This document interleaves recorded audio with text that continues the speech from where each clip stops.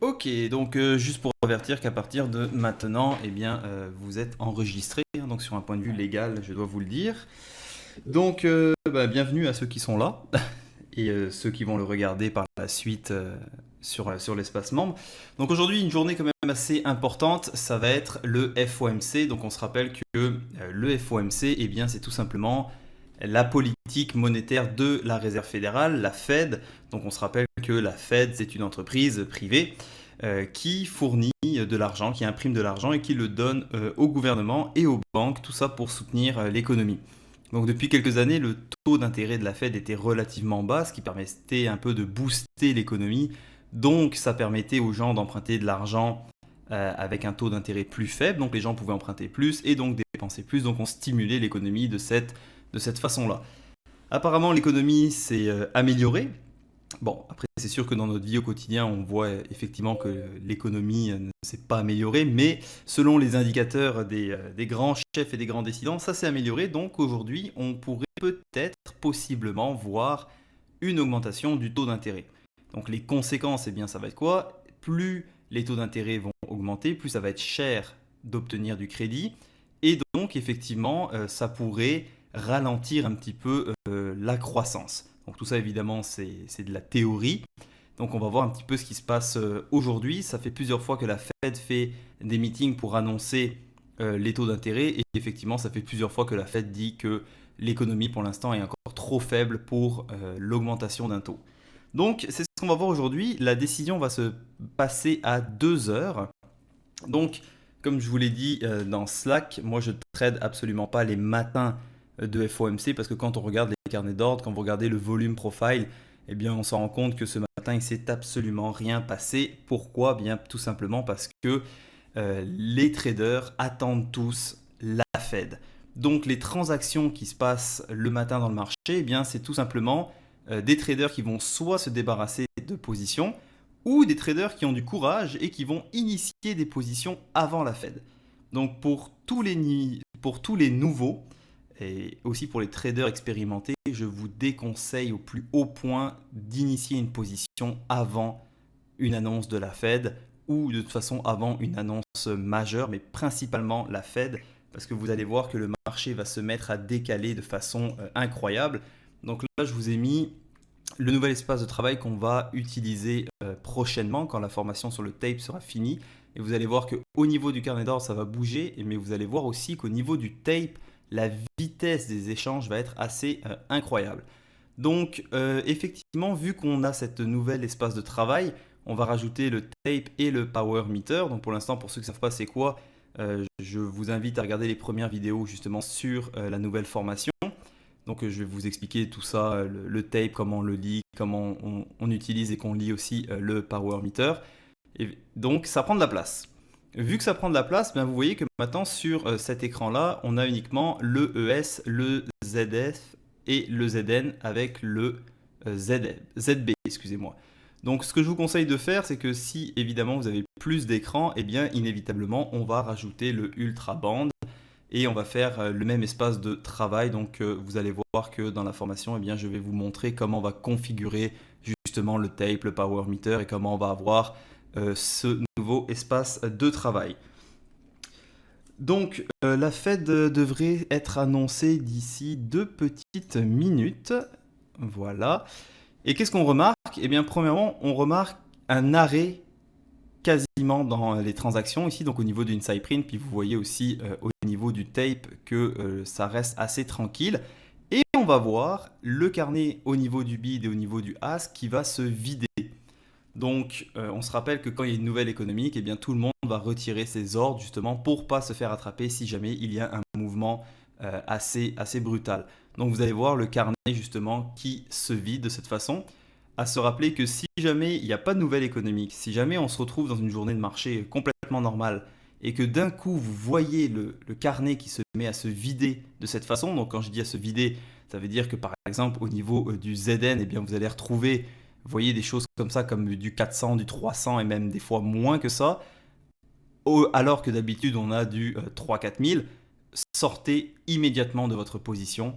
C'est le meilleur conseil à faire parce que ça veut dire qu'il se passe quelque chose de très grave ou quelque chose d'assez important, et donc que le marché s'apprête à décaler fortement. Donc, quand le carnet se vide et qu'il n'est pas censé avoir de nouvelles, eh bien on saute tout de suite de sa position. Donc là, ça va arriver dans 20 secondes. Et vous allez voir comment ça va décaler. Si oui ou non, il y a un relevé des taux. 5 secondes. Et voilà.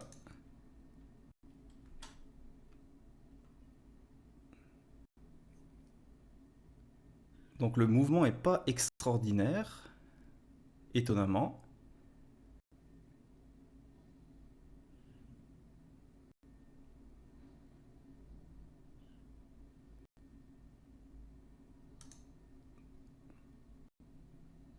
Regardez maintenant la vitesse au niveau du tape, comment les échanges sont rapides.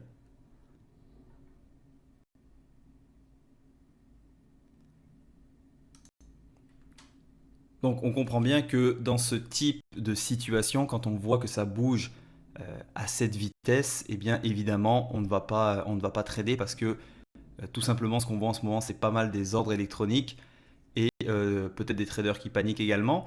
Donc c'est facile de se faire attraper dans ce genre de configuration et également vous n'avez aucune lecture du marché. Quand on regarde en ce moment, est-ce que le marché va aller vers le plus bas, vers le plus haut? Vous n'êtes pas en mesure d'appliquer les stratégies qu'on a vues, ça c'est garanti. Donc c'est pour ça qu'on ne va pas trader dans ce genre de configuration. Alors, quelle est l'annonce? Je vous ai mis ici la petite télé de Bloomberg que moi j'utilise. Je ne sais pas si j'active le son. Est-ce que vous entendez le son? Bon, non, d'accord. Donc ça c'est la télé de Bloomberg qui est fournie en fait gratuitement quand vous avez un compte chez Interactive Broker. Je sais que vous pouvez la voir aussi directement sur le site de Bloomberg, mais je pense qu'il y a un décalage. Je pense que c'est 5 minutes ou 10 minutes de décalage. En tout cas, si vous avez Interactive Broker, c'est gratuit. Moi, c'est quelque chose que j'apprécie énormément. Donc, pas trop de mouvement. On va attendre de voir un petit peu qu'est-ce qui se passe.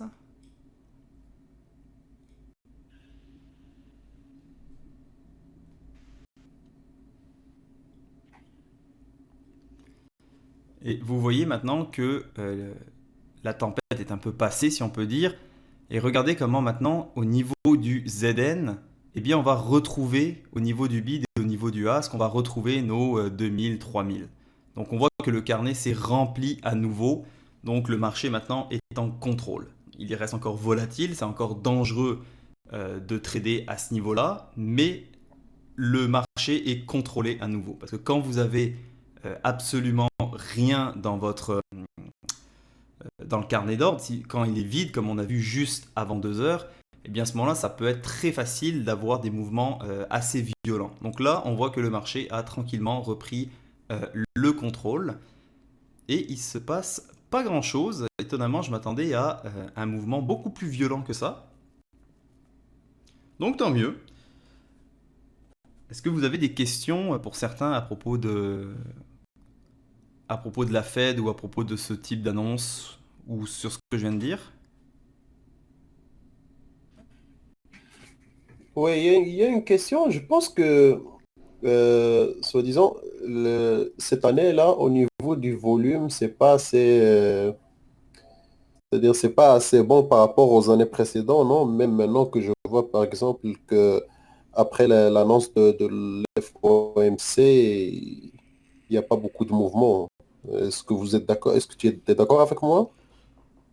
En fait, tu veux dire, de façon générale, le volume est moins bon que les autres années? Oui, c'est ça, oui. Bah, en fait, comme j'explique dans la formation, il y a des cycles, il y a des passes. Donc, effectivement, tu peux te retrouver des fois avec des moments dans l'année où il y a énormément de volume. Comme par exemple, cette année, le mois de janvier, février et mars, il y avait énormément de volume, beaucoup de volatilité, donc c'était quand même super intéressant. L'été a été particulièrement calme, mais on voit que le mois de septembre commence un petit peu plus tranquillement, d'accord? Ça, je dois vous l'avouer, mais on voit que de jour en jour, eh bien, le volume commence à revenir tranquillement. Donc, il n'y a pas une règle générale. Des fois, ce qui est un peu dommage et ce qui est un peu ennuyeux quand on traite les futurs, c'est qu'il peut se passer effectivement des périodes de 2 ou 3 semaines où eh bien, il ne se passe pas grand-chose. Et après, on va avoir 2 semaines, 3 semaines où là, le marché va être extrêmement volatile avec beaucoup de volume. Donc, du coup, vous, votre boulot, ça va être de vraiment capitaliser sur les périodes où il y a du volume. Donc, ça revient encore une fois à ce que je disais quand je vous parlais que quand on fait du trading, quand on est trader, il ne faut pas avoir cette mentalité de salarié, tout simplement parce que le marché ne vous donnera pas tous les jours, tout le temps la même chose. Donc, il faut avoir cette mentalité un peu entrepreneur de voir nos résultats de trading à l'année. Et donc, les périodes creuses, justement, ne pas faire n'importe quoi, ne pas perdre d'argent, prendre ce que le marché nous donne. Tu vois, comme en ce moment, principalement mes trades, je vais gagner de 2 à 3 ticks. Alors que dans le début de l'année, de façon générale, j'allais gagner, je te dirais, entre 6 à 10 ticks. Donc, Par jour. tu vois vraiment que c'est le contexte du marché, encore une fois, fait toute la différence. Donc, en ce moment, c'est un petit peu plus tranquille. Eh bien, on va attendre un petit peu de voir ce qui se passe. C'est surtout, tu sais qu'en ce moment, il y a beaucoup d'indécisions aussi par rapport à la guerre commerciale avec la Chine. Donc, c'est sûr que le marché ne sait pas trop où est-ce qu'il s'en va. Tu as aussi le fait que tous les indices boursiers sont au plus haut et que maintenant ils ont du mal, si tu veux, à continuer leur hausse. Donc on est un peu dans une période d'incertitude. Et quand on est dans une période d'incertitude, eh bien c'est sûr que ça se ressent au niveau du marché et on va avoir des journées, des semaines qui vont être plus tranquilles. Est-ce que ça répond à ta question? Oui, je voudrais ajouter une autre chose, Oui, c'est que en comparant les jours que j'ai tradé, même en démonstration, ouais. j'ai vu que le lundi, c'était une journée quand même, je parle de lundi dernier, hein. C'était une journée quand même assez facile pour moi, mais les autres jours, là, je pense que si on n'a pas assez d'expérience, c'est très difficile de s'en sortir avec 2 ticks ou 3 ticks par jour, n'est-ce pas? Bah, en fait, ça dépend. Et puis justement, tu viens de mettre tu viens de lancer une question sur laquelle j'allais justement vous en parler. Ce qu'il faut savoir, c'est que quand il y a des journées, comme par exemple le lundi ou le vendredi, dans lesquelles il n'y a pas de nouvelles économiques, ça ne veut pas forcément dire que ça va être une mauvaise journée. Et je te dirais qu'en ce moment, ça a quand même tendance à être les meilleures journées. Pourquoi? Parce que les intervenants, les grandes banques et tout ça, ils vont pouvoir faire leurs mouvements dans le marché, placer leurs trades sans avoir le stress de se dire attention, il y a telle nouvelle économique qui va tomber, donc ça va faire décaler le marché, peut-être que ça va changer à ce moment-là ma façon de trader en gros. Donc les journées qui sont pas de nouvelles économiques, comme par exemple les lundis ou les mardis, ou les vendredis, excusez-moi, eh bien ça va être, si tu veux, des journées qui en général, des fois, les mouvements vont être beaucoup plus clairs parce que on n'est pas interrompu pendant notre session à partir de 8h30, 10h ou 10h30 par des potentielles nouvelles économiques. Parce que la plupart des traders, ils vont prendre des positions et avant les nouvelles économiques, eh bien, ce qu'ils vont faire, c'est que soit ils vont alléger leur position, soit ils vont s'en débarrasser. Donc, ça peut freiner les mouvements. Donc, c'est pour ça que, effectivement, la semaine dernière, puis la semaine d'avant, on a vraiment vu que le lundi et le vendredi, eh bien, les mouvements étaient ultra clairs et c'était beaucoup plus facile de trader. Donc, en ce moment, on n'oublie pas qu'on est dans une période où est-ce que le volume, effectivement, est un peu plus faible. Donc, ça prend une lecture du marché, si tu veux, un petit peu plus fine. Donc, c'est pour ça que j'ai ajouté justement la formation sur le tape qui va vraiment t'aider à affiner ta lecture du marché et qui va t'aider si tu veux à prendre des meilleures décisions. Ça me fait penser aussi à un point que je voulais vous parler. C'était entraînez-vous à faire vos scénarios à voix haute, donc tous les jours devant vos écrans. Pourquoi à voix haute? Bien, tout simplement parce que quand on le dit à voix haute, on s'écoute parler et donc, ça nous aide énormément. Donc, je sais que pour certains, ça peut paraître un peu fou comme idée de parler tout seul devant son ordinateur, mais je peux vous garantir que ça va vraiment vous aider. Donc, les scénarios, c'est quoi? Eh bien, c'est comme je vous dis par exemple sur Slack. S'il y a une cassure sur tel niveau, alors on peut s'attendre à aller tester les plus hauts, par exemple. Si la cassure ne marche pas, je m'attends à ce qu'on revienne au milieu du range sur tel niveau que j'avais identifié. Donc vous, votre rôle, c'est vraiment d'aller, si vous voulez, essayer les scénarios. Et quand vous voyez que le marché va invalider vos scénarios, eh bien vous passez à l'autre. Faites cet effort-là et vous allez voir que ça va vous aider à justement avoir une meilleure lecture du marché. Ça va vous aider également à progresser. Est-ce que c'est bon pour toi?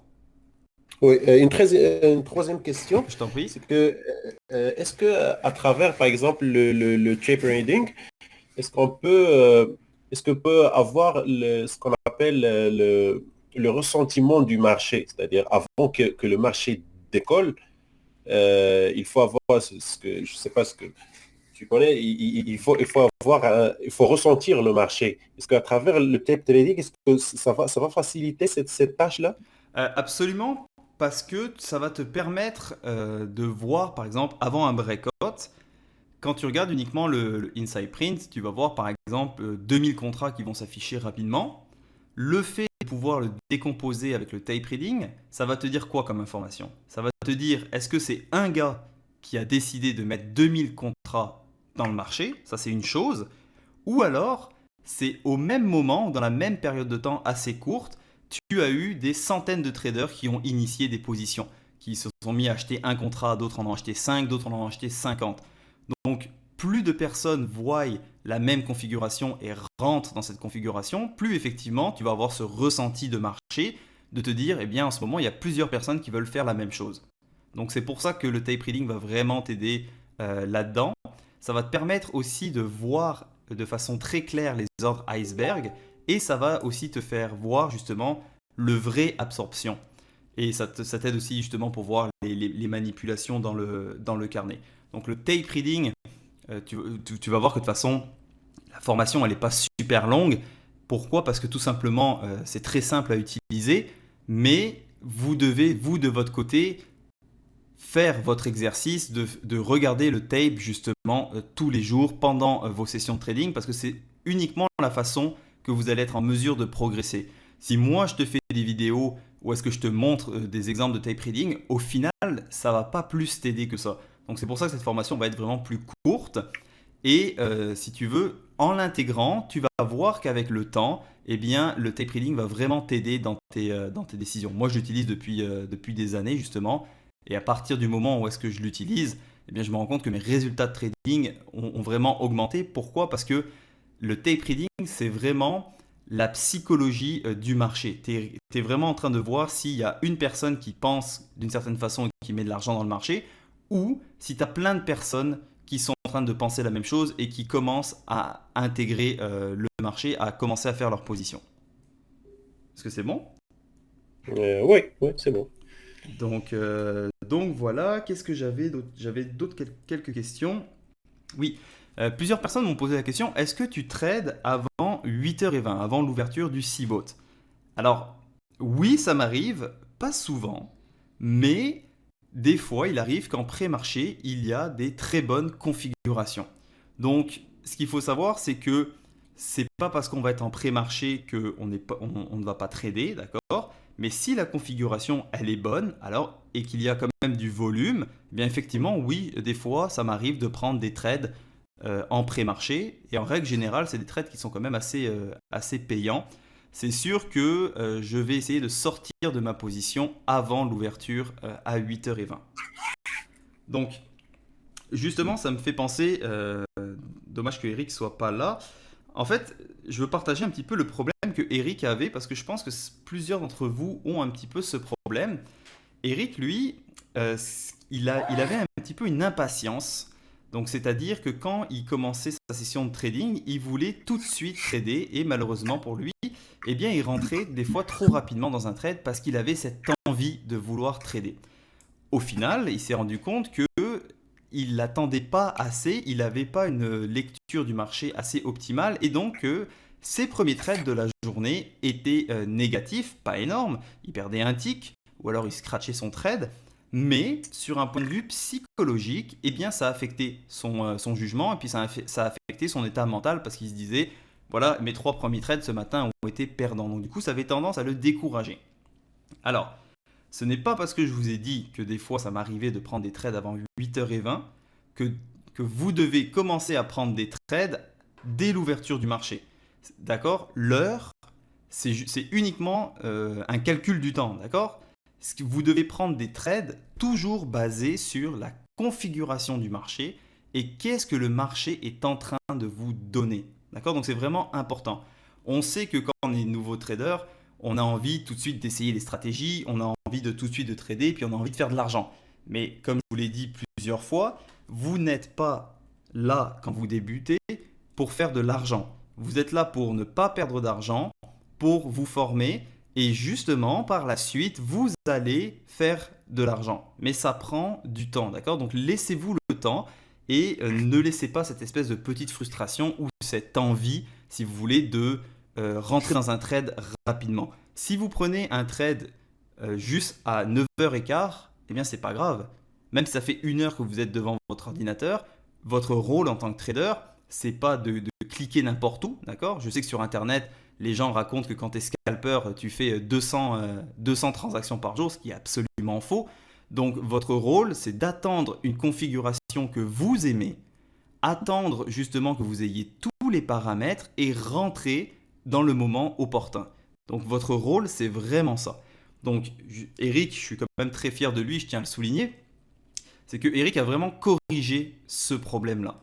Donc maintenant, il a cette patience-là et il attend vraiment de prendre des trades. Au final, il se retrouve que le matin, eh bien, il part pas perdant dès le matin. Donc, il va continuer à travailler justement là-dessus et ça va l'aider. Donc, je pense qu'il y a plusieurs autres personnes qui se connectent le matin, ils ont la patate, ils ont la pêche, ils se disent ça y est, le marché ouvre, il est 8h22, je vois quelque chose, je rentre dans le trade et finalement, ils se retrouvent perdants. Ils vont essayer un autre trade, ils vont se retrouver encore perdants et là ils vont commencer à douter d'eux-mêmes, ils vont commencer à douter de la formation, ils vont commencer à douter du style de trading parce qu'ils ont été impatients et qu'ils sont rentrés trop rapidement dans le marché. Donc faites attention à ça. Comme je vous l'ai dit, les premiers temps que vous êtes dans le marché, c'est quelque chose qui est complètement nouveau parce que la plupart de vous, vous avez transigé avec des graphiques. Et donc là, le fait de travailler sans graphique et de travailler uniquement au carnet d'ordre, eh bien c'est sûr que ça peut être déroutant pour vous, d'accord? Mais je peux vous garantir que trader de cette façon-là, vous allez pouvoir vivre de votre trading si vous faites votre travail. Mais pour vivre de votre trading, pour faire de l'argent avec le scalping et avec toutes les méthodologies et les outils que je vous montre, eh bien ça prend du temps, d'accord? Donc n'essayez pas les premières semaines de rentrer trop rapidement dans un trade et essayer de vouloir faire de l'argent. Ça marche? Parfait. Je voulais aussi clarifier une petite chose. Plusieurs d'entre eux, je sais que je l'ai dit dans Slack, mais je tiens à le rappeler. Si vous voulez me parler pour tout ce qui est à propos du trading, s'il vous plaît, passez par Slack, envoyez-moi un message privé, partagez-le dans votre groupe selon votre niveau. Parce que plusieurs personnes m'envoient des messages sur Facebook, m'envoient des emails, me téléphonent et tout ça, donc ça me perd plus qu'autre chose. Et donc du coup, des fois, j'oublie complètement que quelqu'un m'a posé une question. Donc vraiment très important, passez par Slack s'il vous plaît. Donc voilà. Je voulais aussi clarifier, plusieurs personnes m'ont posé cette question. Younes, tu m'as aussi posé la question, j'en profite que tu sois là. Vous m'avez demandé, c'est quoi la plus-value des sessions de coaching live? Eh bien tout simplement, quand on fait des sessions de coaching live, ce que ça va faire, c'est que vous êtes personnellement avec moi pendant toute une séance de trading et donc ça vous permet de vous poser toutes les questions que vous avez. On va analyser le marché, mais le plus important, c'est pas de m'écouter parler pendant 5 heures. Le plus important, c'est que je vous fais travailler. Je vous demande d'analyser le marché et je vais être là pour vous corriger. Parce que le problème, c'est que quand on regarde uniquement des vidéos et qu'on a fini la formation, on l'a regardé une fois, 2 fois, on installe Jigsaw, les plateformes et tout ça, et on se retrouve devant les carnets et d'un coup, on se retrouve perdu. Et le coaching live, eh bien tout simplement, ça va vous permettre justement d'avoir un petit peu ces repères et le fait de vous faire travailler, eh bien moi je vais pouvoir facilement regarder les petites erreurs que vous pouvez faire. Donc c'est vraiment du mentorat Et avec les statistiques que j'ai pu faire, eh bien, les gens qui ont suivi les sessions de coaching live ont évolué beaucoup plus rapidement que les autres. Donc la plus-value, c'est vraiment que vous avez un soutien et je vous fais travailler. Donc ça vous permet de ne plus vous retrouver perdu, si vous voulez, quand vous avez fini la formation et que vous vous retrouvez devant les carnets. Et donc voilà. Également un point, plusieurs d'entre vous maintenant commencent à se procurer Jigsaw, commencent à ouvrir des comptes chez des brokers. Alors, moi je connais très bien Interactive Broker, je connais très bien NinjaTrader et je connais très bien Jigsaw. Si vous ouvrez un compte chez quelqu'un d'autre, moi personnellement ça change rien, je m'en fous, mais mon aide va être limitée, d'accord? Donc je sais que par exemple Michael, lui, a ouvert un compte chez AMP et il s'est retrouvé avec plusieurs difficultés. Donc n'oubliez pas quelque chose, moi je peux vous aider à la mesure de mon possible, mais si vous êtes ailleurs que chez Interactive Broker, comprenez bien qu'à ce moment-là, mon aide sera limitée. Donc c'était juste pour faire une petite parenthèse là-dessus. Est-ce que vous avez d'autres questions, sinon de façon générale? Oui, une question, JB. Oui. Euh, euh, Disons par exemple, pour les gens qui prennent des sessions de coaching live, Oui. est-ce qu'il y en a d'autres astuces que tu montres à ces gens-là ou c'est juste tout ce qui est tout ce qui est tout ce qui est dans les vidéos, dans la formation en fait, vous le pratiquez parce que la dernière fois, je t'ai entendu parler avec Eric, tu lui as montré comme quoi que à chaque fois qu'il y a un faux breakout, Ouais. et qu'il revient, c'est-à-dire qu'il y a un échec de breakout, et quand il revient au point d'ancrage, s'il tape plusieurs fois, c'est-à-dire 3 ou 4 fois, on peut par exemple jouer cet avant-breakout là Ouais. pour gagner 2 ou 3 ticks. Et là, j'ai constaté que je me suis dit peut-être qu'il y en a d'autres astuces que tu montres aux élèves pour... Ok, alors je comprends parfaitement ta question. Alors, il n'y a pas d'autre astuce. Il y a pas de technique que je cache et que je réserve uniquement à ceux qui prennent des sessions de coaching live, parce que de toute façon, ce serait pas honnête envers les autres. Puis je pense que l'honnêteté et la transparence, ce sont des valeurs qui sont très importantes pour moi. Tout simplement, si tu veux parler d'astuces ou plus-value ou petit plus, c'est que les sessions de coaching live si tu veux, ça va m'aider dans le contexte du marché de la journée, si tu veux, à te faire voir comment appliquer les stratégies, mais en l'adaptant au contexte du marché actuel. Donc je veux dire, il n'y aura rien de nouveau. Un breakout, ça restera toujours un breakout. Mais comment tu vas trader un breakout, cette journée-là, ça va être différent que les vidéos que tu as vues par exemple dans la formation. Donc c'est pas des petits plus, mais c'est juste adapter les stratégies justement pour cette journée-là. Donc c'est pour ça que je te dis que les sessions de coaching, la plus-value que ça, c'est que vraiment ça te permet de travailler, puis ça te permet par la suite de comprendre comment adapter les stratégies selon le contexte du marché. En fait, c'est plus ça. Ok. Donc, est-ce que ça te va? Oh, oh, oui, oui. Parfait. Pour Jigsaw, alors on a eu quelques petits problèmes. Alors, juste pour savoir, pour ceux qui n'ont pas fait l'acquisition de Jigsaw, je vous ai mis dans Slack, vous allez voir, il y a un channel qui s'appelle Jigsaw. Utilisez le lien de Jigsaw pour faire l'achat. Au bout de 14 jours, eh bien moi je vais tout simplement vous renvoyer un rabais si vous voulez.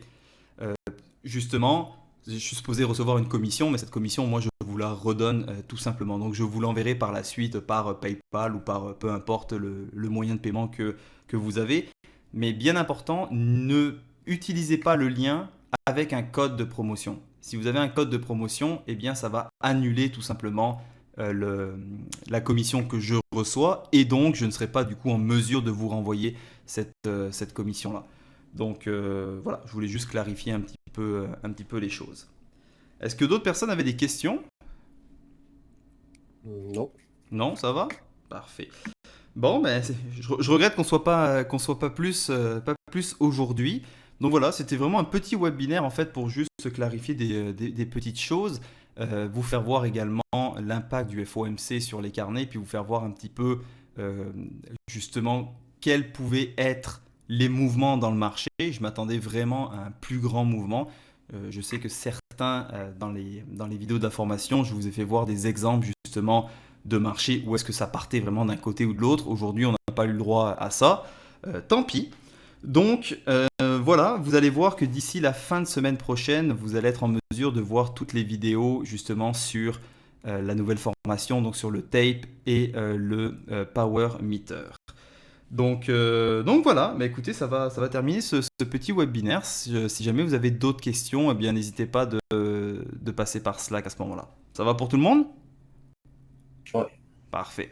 Bon, ben bonne journée à tous, puis on se revoit demain sur les marchés. Salut. Salut.